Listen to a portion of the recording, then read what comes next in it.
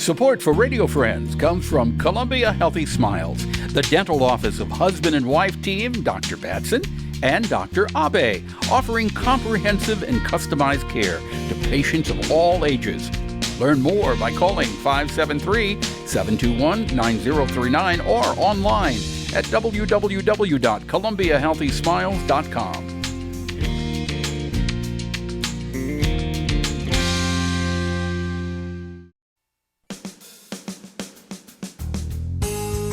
Good morning and welcome to Radio Friends on Thursday, July 29th. JOAN STACK is with us today, so we're in for a treat from the State Historical Society.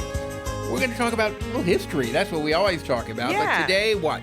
Well, we are approaching the Bicentennial on August 10th, coming right up.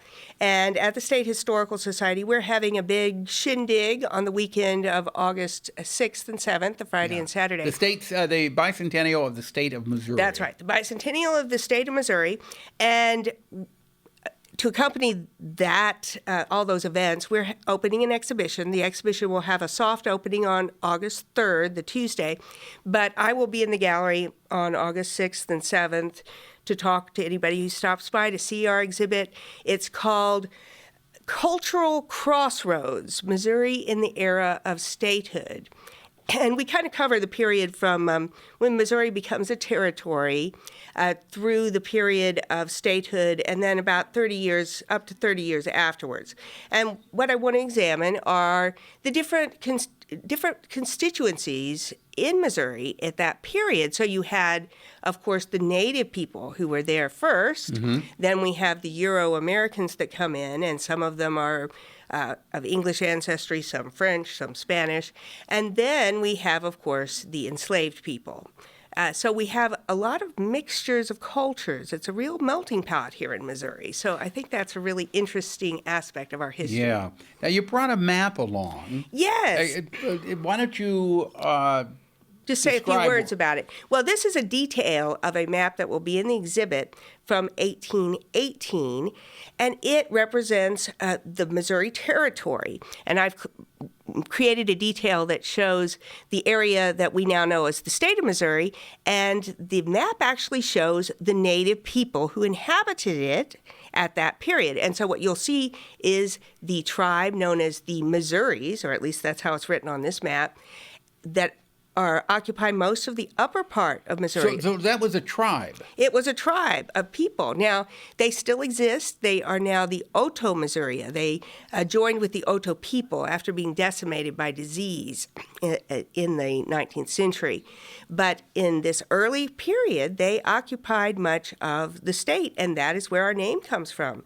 So at one part of my exhibit... I didn't know that. Yeah, so the name of Missouri is a name associated with the native people who were here. The Missouri tribe. Yes.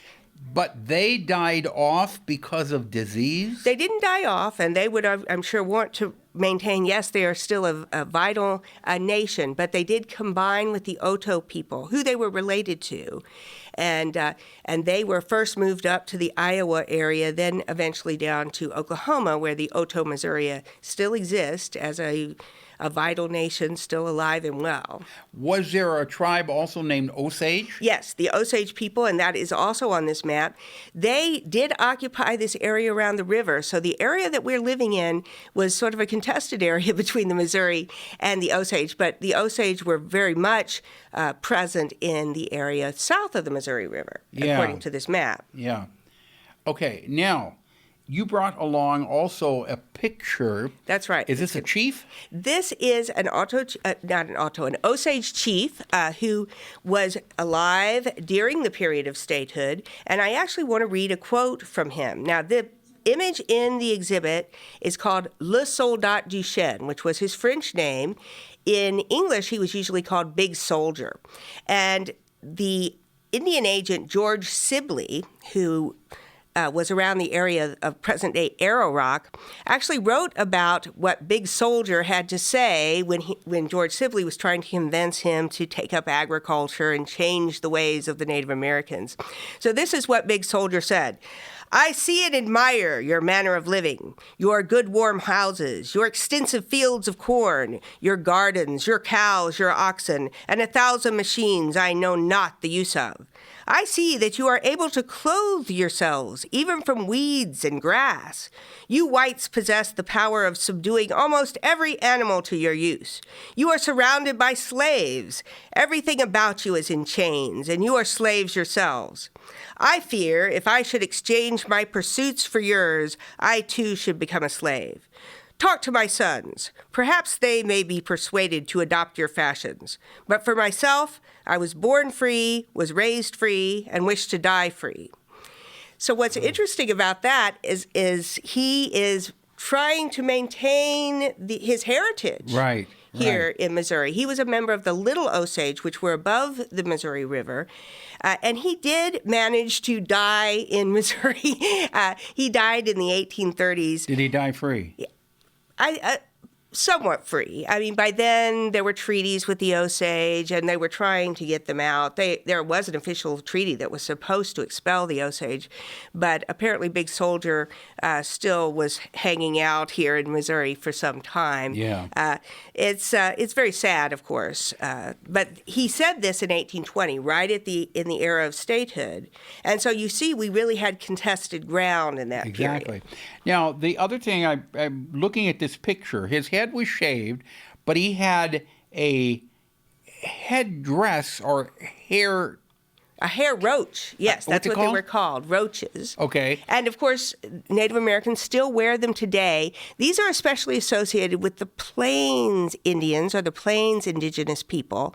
And so they didn't wear the feather bonnets that we associate with the Indians. Indians of the West, or the Sioux, or any of those tribes of the Great Plains further west. But in this area, the Central Plains, they would often shave their heads except for one hair lock, which then they would pull through a wonderful headdress, as you call it, called a roach. And the roach looked sort of like what we would associate with a mohawk, which also comes from a Native American fashion, but it was made of the hair of animals. And the one that I have, and I'm going to pull it up here, for those of you online or watching on TV, this roach is made from the hair of a white-tailed deer dyed red. So it's this beautiful red hairpiece, and then sticking up from the red hair of the deer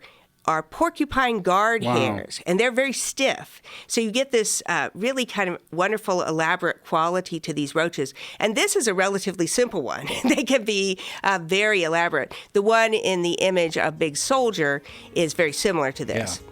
I tell you, it's very, very interesting. And if you want to find out more, when are you having... Yes, come and visit us on Friday and Saturday, August 6th and 7th. The gallery's open from 10 to 4:30. Okay, and for more information, it's shsmo.org. That's right. State Historical Society of Missouri.org. Thank you so much for coming. Oh, thank you. Always a pleasure having you here. We're out of time. See you tomorrow. Bye-bye.